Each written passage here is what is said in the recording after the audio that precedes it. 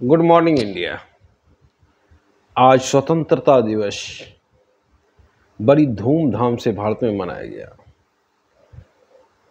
फिर भी कलकत्ता से कुछ ऐसे दृश्य देखने को मिला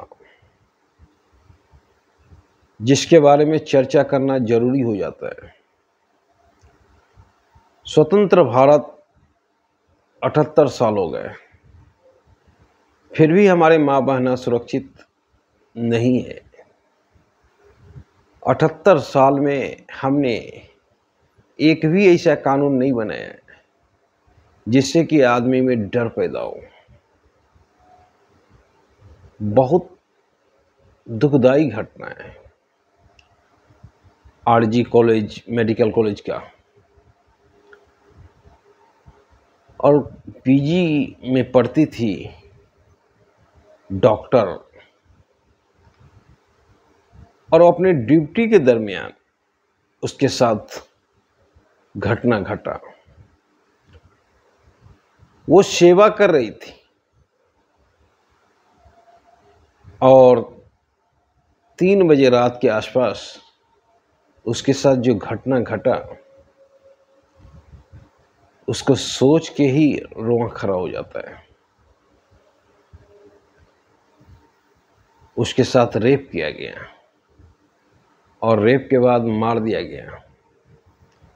उसके बाद मेडिकल कॉलेज की ओर से फोन गया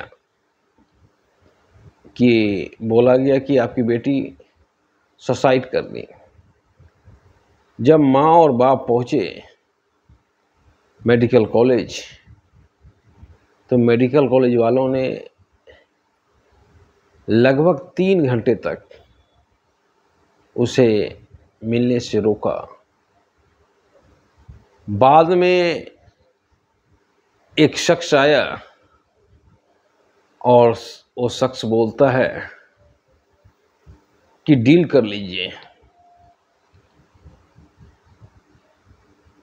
बहुत दुखदाई घटना है, वो भी मेडिकल कॉलेज प्रशासन की ओर से। ये तो अगर हाई कोर्ट मामला नहीं जाता तो मामले को फिर दबा दिया जाता। जिस लड़की का बलात्कार हुआ था उसके माता पिता ने हाई कोर्ट में गुहार लगाई और हाई कोर्ट तुरंत एक्शन लिया। बोला 7 दिन के अंदर नहीं, 3 से 5 दिन के अंदर इसको सीबीआई को सौंपिए। और कल ही ये घटना सीबीआई को सौंपा गया। उसके बाद कल बड़ी संख्या में वहाँ दंगाई पहुँचे और मेडिकल कॉलेज के जो छात्र अनशन पर बैठे थे शवों को पीटे। इमरजेंसी वार्ड में भी गया और उसको लेके मामला अब तूल पकड़ते जा रहा है। सबसे पहली बात है, विक्टिम जो संजय राय है कोई सन्यासी नहीं है। इससे पहले भी थाना का चक्कर लगा चुका है। पत्नी को शोषण के एवज में। अगर थाना वाला वहीं सुनवाई कर देता तो आज ये नौबत नहीं आता।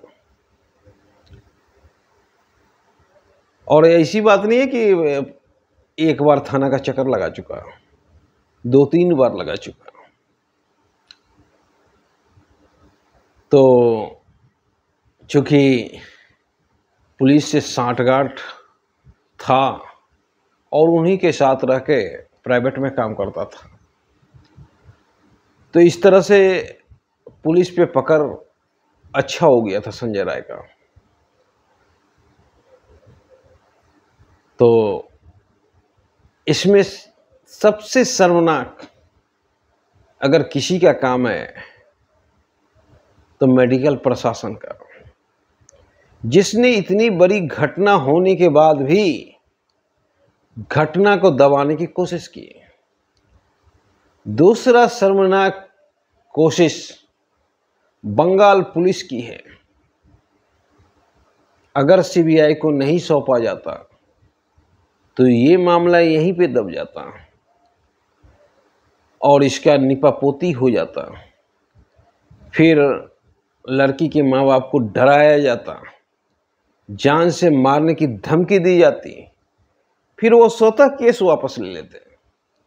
और ऐसा कई एक मामले में हुआ है।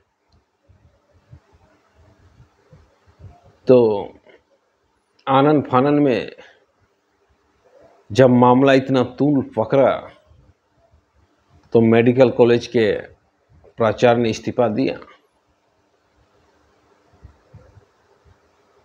अब क्या होगा पता नहीं।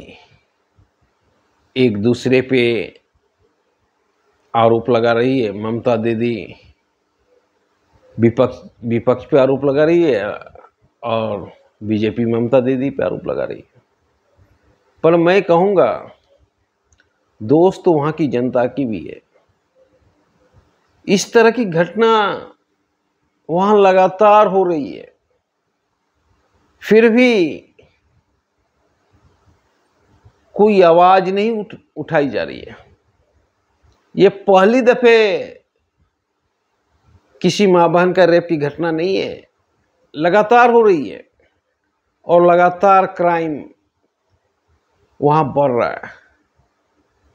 फिर भी जनता को कुछ लेना देना नहीं है।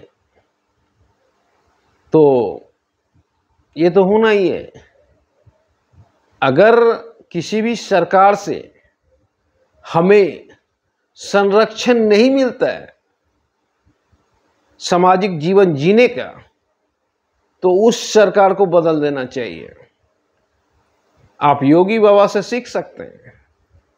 यूपी में इस तरह की घटना होती है, लेकिन बाबा का मेन उद्देश्य रहता है कि 24 घंटे के अंदर उसे सल्टा दिया जाए, किसी भी तरह माफ नहीं किया जाए। तो ये योगी बाबा से सीखने वाली बात है। और एक डर पैदा करना होगा। प्रधानमंत्री ने भी इशारे इशारे में बात किया कि एक डर पैदा करना होगा। जो महिला पे अत्याचार करे उसे कभी माफ नहीं करना होगा। और जब तक डर नहीं पैदा होगा तब तक समाधान नहीं होगा। आज मामला तूल पकड़ा है, पर इंसाफ मिलेगा या नहीं मिलेगा अभी भी कहना मुश्किल है। जय हिंद।